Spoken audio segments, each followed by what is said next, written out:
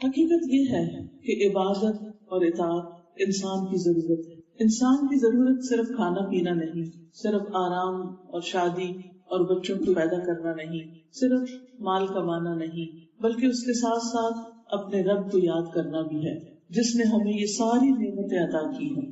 اور انسان کو اللہ تعالیٰ نے پروگرام ہی ایسے کیا ہے، بنایا ہی ایسے ہے کہ اس کے اندر اس چیز کی ایک طلب رکھ دی ہے، ایک پیاس رکھ دی ہے کہ وہ اپنے پیدا کرنے والے کو، اپنے رب کو پہچانے، اس کو جانے، اس کو مانے، اس کے آگے جھکے اور اس کی اطاعت کرے، وہ جیسا پسند کرے اس کے مطابق کام کرے. اور اسی میں انسان کی ایک خاص سیٹسفیکشن اور ایک خوشی اور ایک عجیب روحانی سرور ہوتا ہے جب انسان اپنے رب کو پا لیتا ہے اور اس کے احکامات کو جان لیتا ہے. روزہ ایک عبادت ہے، لیکن یہ عبادت باقی عبادتوں سے مختلف ہے. مثلا نماز میں ہم وضو کرتے ہیں، کھڑے ہوتے ہیں، کچھ دعائیں پڑھتے ہیں، قرآن کا کچھ حصہ پڑھتے ہیں، تسبیحات پڑھتے ہیں، اور ایک خاص وقت پر ہم اللہ سبحانہ وتعالیٰ کے سامنے جا کر جھکتے ہیں، اس کا ذکر کرتے ہیں. تو پورے اس میں ایکشن ہے، کبھی کھڑے ہو رہے ہیں، کبھی جھک رہے ہیں، کبھی سجدے میں جا رہے ہیں، کبھی نیچے بیٹھ رہے ہیں، کبھی دعا کر رہے ہیں. لیکن روزہ اس سے بالکل مختلف چیز ہے. اس میں کوئی ایکشن نہیں ہے ایز سچ، بلکہ کچھ چیزوں سے بچنے کا نام ہے روزہ.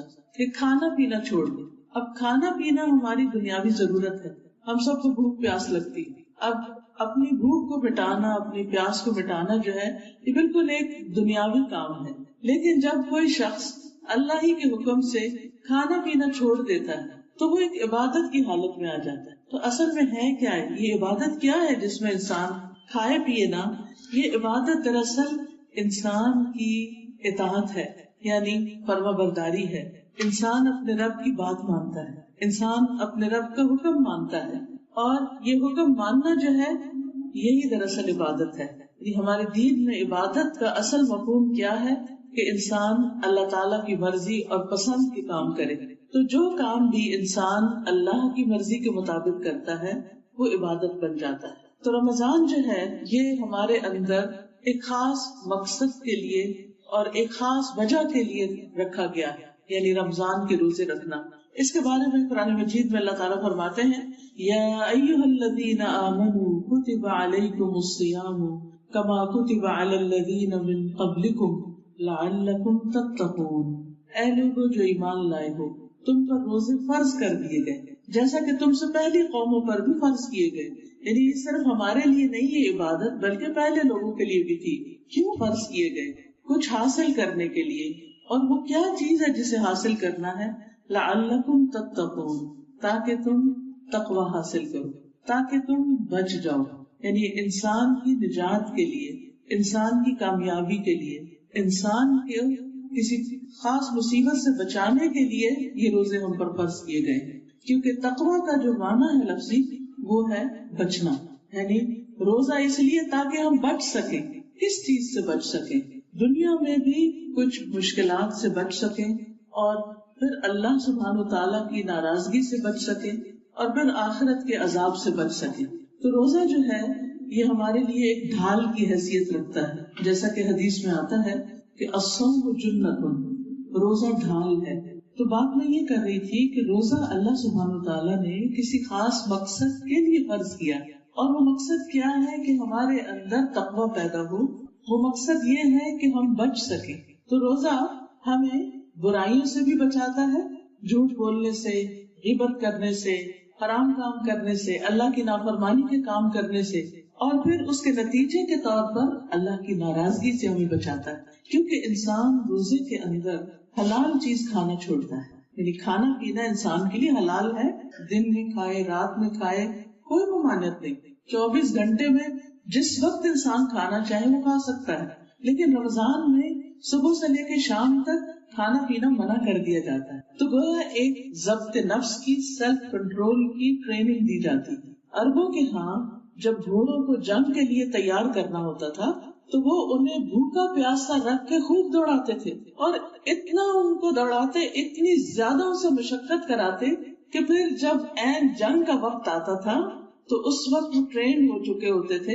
ان کو اگر کھانے پینے کا وقت نہیں ملتا تھا یا کھانے پینے کے لیے کوئی چیز نہیں ملتی تھی، بھوک اور پیاس ہوتی اور خوب کام کرنا پڑتا تو وہ ان کے لیے کچھ مشکل نہیں ہوتا تھا، کیونکہ وہ پہلے سے اس کے لیے تیار ہو چکے ہوتے تھے۔ اسی طرح مومن کو بھی رمضان کے مہینے میں بھوکا پیاسا رکھ کے دراصل سیلف کنٹرول کی ٹریننگ دی جاتی ہے کہ سال کے باقی 11 مہینے انسان اللہ کی نافرمانی کی چیزوں سے اسی طرح بچے جس طرح رمضان میں وہ کھانے پینے سے بچتا ہے۔ کوئی بھی نہ دیکھ رہا ہو، لیکن ہم پانی کا ایک قطرہ سخت پیاس کے باوجود بھی اپنے منہ کے اندر نہیں ڈالتے، اپنے حلق کے اندر نہیں اتارتے، کیونکہ ہم سوچتے ہیں کہ اللہ دیکھ رہا ہے۔ یعنی انسان کے اندر پھر اللہ کا ڈر پیدا ہو جاتا ہے، وہ کسی اور کے لیے نہیں روزہ رکھتا، وہ صرف اپنے رب کے لیے رکھتا ہے۔ اور اسی لیے اللہ سبحانہ وتعالیٰ فرماتے ہیں کہ الصوم لی وانا اجزی بہ،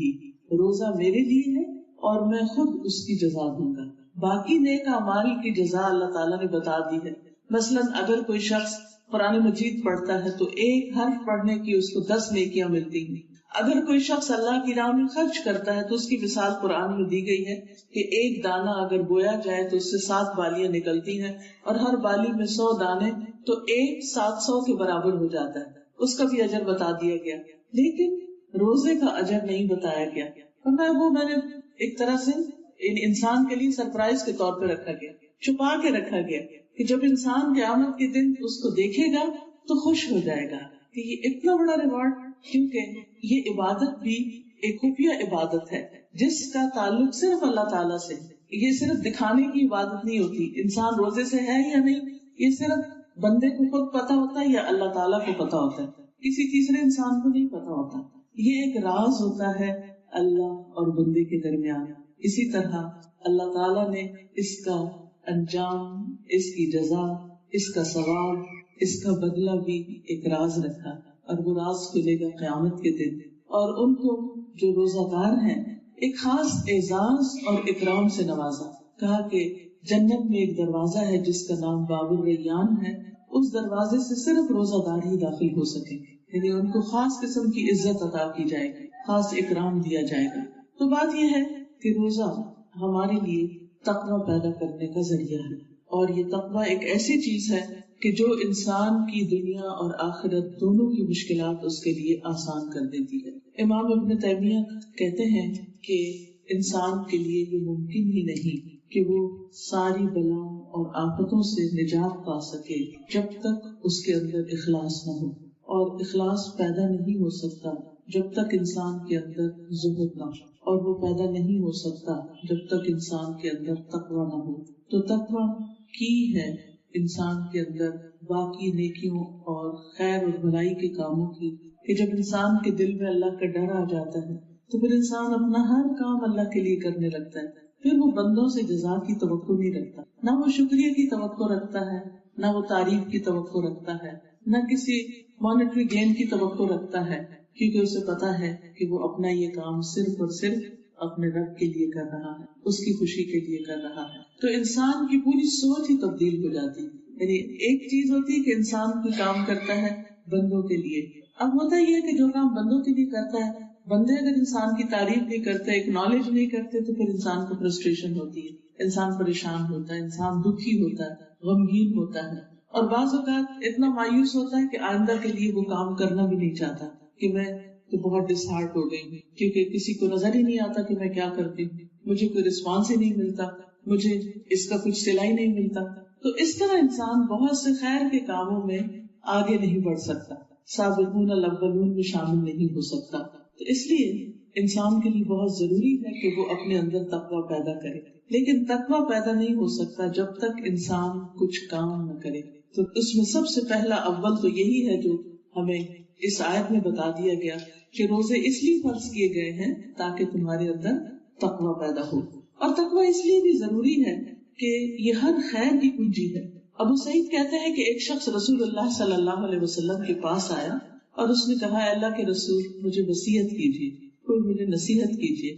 آپ نے فرمایا، میں تجھے اللہ کے تقوی کی نصیحت کرتا ہوں، کیونکہ تقوی ہر خیر کو اکٹھا کر دیتا ہے۔ یعنی جس کے اندر یہ احساس پیدا ہو جاتا ہے، اللہ کا ڈر پیدا ہو جاتا ہے، جو محتاط زندگی بسر کرتا ہے، جو کانشیس زندگی بسر کرتا ہے، جو ہر چیز میں یہ دیکھتا ہے کہ میری یہ چیز اللہ کے سامنے کیسے نظر آتی ہے، تو اس سے انسان ہر قسم کی خیر سمیٹ لیتا ہے۔ ہوتا یہ ہے ایکچولی کہ انسان پھر نیکی کا کوئی چھوٹا سا موقع بھی گنواتا نہیں، کیونکہ اس کو پتا ہے کہ اس کا رب دیکھ رہا ہے اور اس کا رب اس کو جزا دینے والا ہے۔ پھر ہر کام میں اس کا اپنے رب کے ساتھ ایک معاملہ ہو جاتا ہے۔ پھر اسی طرح دنیا کے جتنے بھی مسائل ہیں ان کا حل تقویٰ کے اندر ہے۔ قرآن مجید میں سورۃ الطلاق میں اللہ تعالیٰ فرماتے ہیں وَمَن يَتَّقِ اللَّهَ يَجْعَل لَّهُ مَخْرَجًا وَيَرْزُقْهُ مِنْ حَيْثُ لَا يَحْتَسِبُ، جو اللہ کا تقویٰ اختیار کرے گا اللہ تعالیٰ اس کے لیے ہر مشکل سے نکلنے کا راستہ بنا دے گا، یعنی اس کے لیے کوئی نہ کوئی وے آؤٹ مل جائے گا، اس کو کہیں نہ کہیں سے اس کو مدد آ جائے گی، کہیں نہ کہیں سے اس کے لیے آسانی پیدا ہو جائے گی۔ اور خاص طور پر رزق کا معاملہ، وَيَرْزُقْهُ مِنْ حَيْثُ لَا يَحْتَسِبُ، اور وہ وہاں سے اس کو رزق عطا کرے گا جہاں سے وہ سوچ بھی نہیں سکتا، اس کا اس طرف کبھی خیال بھی نہیں کیا ہوگا، اس کے وہم و گمان میں بھی نہیں ہوگا کہ یہاں سے بھی مدد آ سکتی۔ اور واقعی آپ دیکھیں کہ کئی دفعہ ایسے ہوتا ہے نا کہ انسان صرف اللہ کے لیے کسی کی مدد کرتا ہے، اس میں کوئی کسی تیسرے کو پتہ بھی نہیں ہوتا، وہ کہتا ہے نا دائیں ہاتھ سے دیتا بائیں کو بھی نہیں خبر ہوتی، اور انسان دے کے بھی بھول چکا ہوتا ہے، وہ خیر کر کے بھی اس کو یاد نہیں ہوتا کہ میں نے کبھی کچھ کیا تھا، اور اچانک انسان کی اپنی ضرورت کسی ایسی جگہ سے پوری ہو جاتی ہے کہ جس کا انسان کو بھی کبھی خیال نہیں ہوتا۔ تو یہ ہوتا دراصل کیا ہے، اللہ سبحانہ وتعالیٰ اس عمل کا بدلہ دیتے ہیں انسان تو دنیا میں ہی، آخرت میں تو خیر ملے گا ہی، دنیا میں بھی اس کا بدلہ اس کو عطا کرتے ہیں کہ اس بندے نے فلاں کی مشکل آسان کی تھی۔ تو جو کسی کی مشکل صرف اللہ کے لیے آسان کرتا ہے، اللہ تعالیٰ اس کی دنیا اور آخرت کی مشکلات آسان کر دیتے ہیں۔ اسی طرح کاموں میں آسانی کا پیدا ہونا، اس کا بھی وعدہ اللہ تعالیٰ نے کیا ہے وَمَن يَتَّقِ اللَّهَ يَجْعَل لَّهُ مِنْ أَمْرِهِ يُسْرًا، جو اللہ سے ڈرتا ہے اللہ تعالیٰ اس کے کاموں میں آسانی پیدا کر دیتے، اس کے کام آسان ہو جاتے ہیں، اس کے لیے سہولتیں پیدا ہو جاتی ہیں، اس کے بہت سے مددگار پیدا ہو جاتے ہیں اور بڑے بڑے کام اس کو آسان لگنے لگتے ہیں۔ پھر اسی طرح انسان کو خوف اور غم سے نجات ملتی ہے۔ آج آپ دیکھیں کہ انسانوں کے اندر کیسی کیسی پریشانیاں، کیسی کیسی تکلیفیں ہیں، لیکن جب انسان اللہ سے محبت کرتا ہے، اللہ سے ڈرتا ہے اور اللہ کی خاطر نیک کام شروع کرتا ہے تو پھر کیا ہوتا ہے؟ اللہ تعالیٰ فرماتے ہیں الا ان اولیاء اللہ لا خوف علیہم ولا هم يحزنون الذین آمنوا وکانوا یتقون، سنو اللہ کے دوستوں کو نہ کوئی خوف ہے اور نہ کوئی غم۔ کون ہے یہ؟ الذین آمنوا وکانوا یتقون، یہ وہ لوگ ہیں جو ایمان لائے اور وہ تقوی اختیار کرتے۔ تو گویا رمضان روزہ تقوی کے لیے، اور جب تقوی آ جائے گا تو پھر کیا ہے؟ اس کے نتیجے میں خوف اور غم دور ہوگا، یہ اللہ تعالیٰ کا وعدہ ہے۔ اسی طرح آخرت کی کامیابی کا انحصار بھی تقوی پر ہے۔ پھر اللہ تعالیٰ فرماتے ہیں والعاقبۃ للمتقین، انجام تقوی والوں کا اچھا ہے۔ پھر جنت میں داخلہ بھی تقوی کی وجہ سے ہے۔ ان المتقین فی جنات ونہر، متقی لوگ جنتوں میں، باغوں میں اور نہروں میں ہوں گے، یعنی آخرت میں ان کو اتنا بڑا مقام ملے گا۔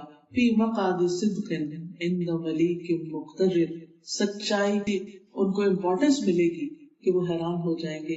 اور یہ کس وجہ سے کہ جب بندہ جو کام کرے، جیسے روزہ رکھتا ہے صرف اللہ کو پتا ہوتا ہے، کسی انسان کو نہیں۔ اسی طرح باقی زندگی میں بھی نیکی کے کام صرف اور صرف اپنے رب کے لیے۔ قیامت کے دن انسان کی جو نجات ہے اور جنت میں جو چیز سب سے زیادہ انسان کو داخل کرے گی، اس کے بارے میں بھی حدیث میں آتا ہے۔ حضرت ابو ہریرہ کہتے ہیں رسول اللہ صلی اللہ علیہ وسلم سے پوچھا گیا کہ لوگوں کو اکثر کون سی چیز جنت میں داخل کرے گی، یعنی کون سے ان کے اعمال ایسے ہیں